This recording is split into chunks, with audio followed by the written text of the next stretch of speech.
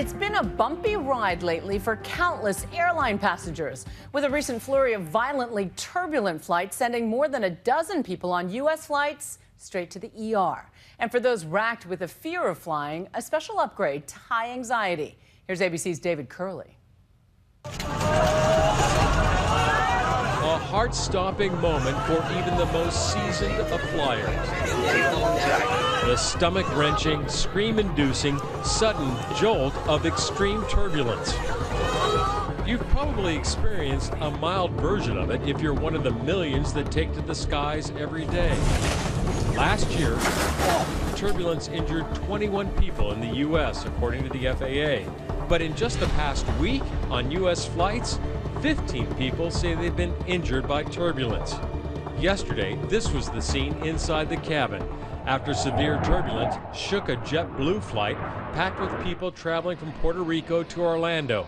The plane dropping 100 feet in altitude just 30 minutes after takeoff. He's super scared. I was thinking that we really going to die. Veronica Torres was on the plane with her daughter. The airplane just go down like we're going to crash. She took this photo as oxygen masks deployed. Many passengers' worst nightmare. The doors of the refrigerator bursting open, leaving food and beverages scattered all over the aisle. At least 8 people hurt. Firefighters, paramedics, and police rushing on board when the plane landed.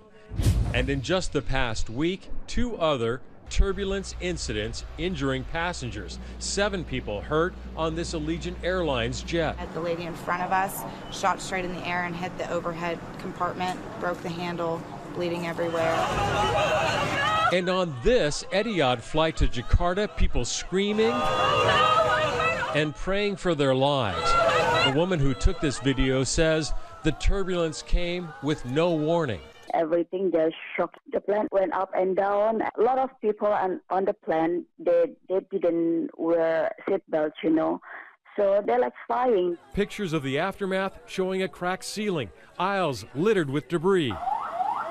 31 people hurt here, 9 taken to the hospital. Every year we end up with flights that encounter some form of unexpected major turbulence, severe turbulence, and it throws people around and hurts people in the cabin. This is why it's so important for you to keep that seatbelt fastened. But what causes the sometimes terrifying turbulence? One is the wind, so-called clear air turbulence, because pilots can't see it. It happens when a fast and slow jet stream pass alongside each other. The air between those streams is disturbed, and if a jet flies through it, it can get very bumpy very quickly. What we're dealing with in clear air turbulence is really unexpected, unpredictable turbulence. Unpredictable in terms of we don't have a way of shooting radar beams out to see it. But turbulence is also the result of severe weather, including thunderstorms, which can sometimes be detected by radar.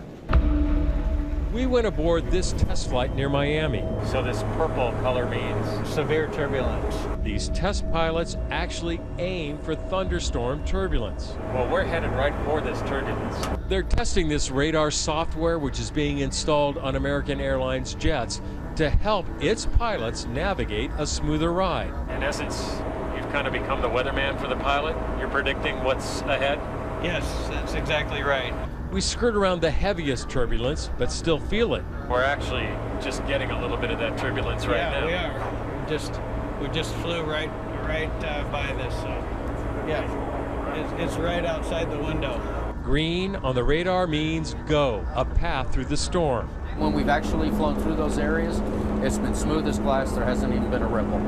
Although turbulence can be scary for passengers and occasionally dangerous if you're not belted in, it rarely damages the aircraft itself. They are so tough and they are so well designed that they can take far more than the passengers or the crew can. It may feel like you're dropping 50 or 100 feet. It's not true, though. You're only dropping a few feet at any particular point. All it has to do is move about 1 or 2 feet in any direction at 500 miles an hour, and you're going to feel it in your stomach.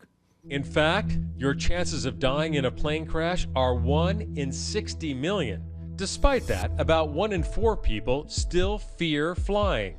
For many, though, the thought of bouncing through some rough air is just a reminder they're trapped 30,000 feet above the ground, followed by a pure white-knuckled fear, like in this documentary, Fear of Flying, caught on camera. Such bad turbulence.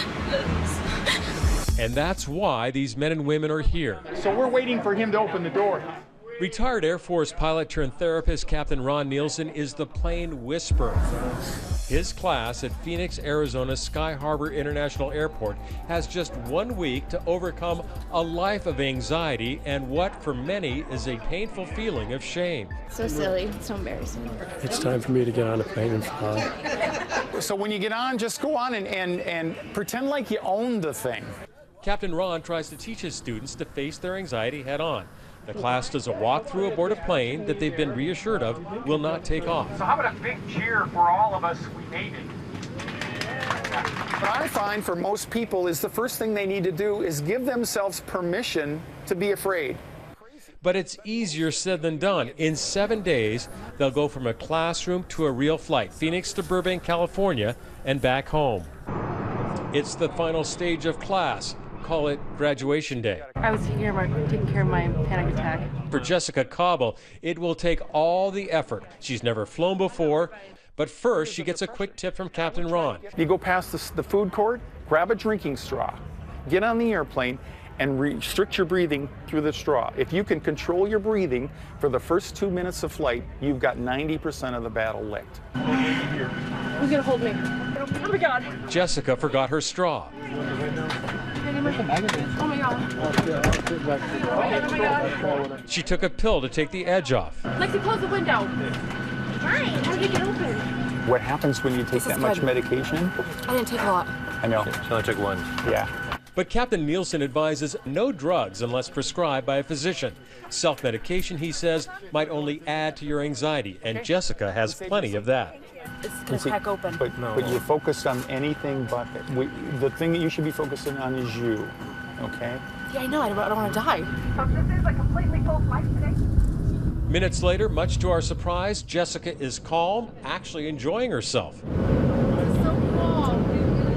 It wasn't as bad as I guess I thought. It's actually beautiful. The landing was as smooth as the flight. Jessica spoke, or should we say screamed, for everyone in the class. Get out of here! All right. Congratulations. Once again, you've cheated death by flying with me. But the real reward is having traveled from fearful to fearless, even if it was a bumpy ride. It's just an adventure. That's all it is. For Nightline, I'm David Curley in Washington.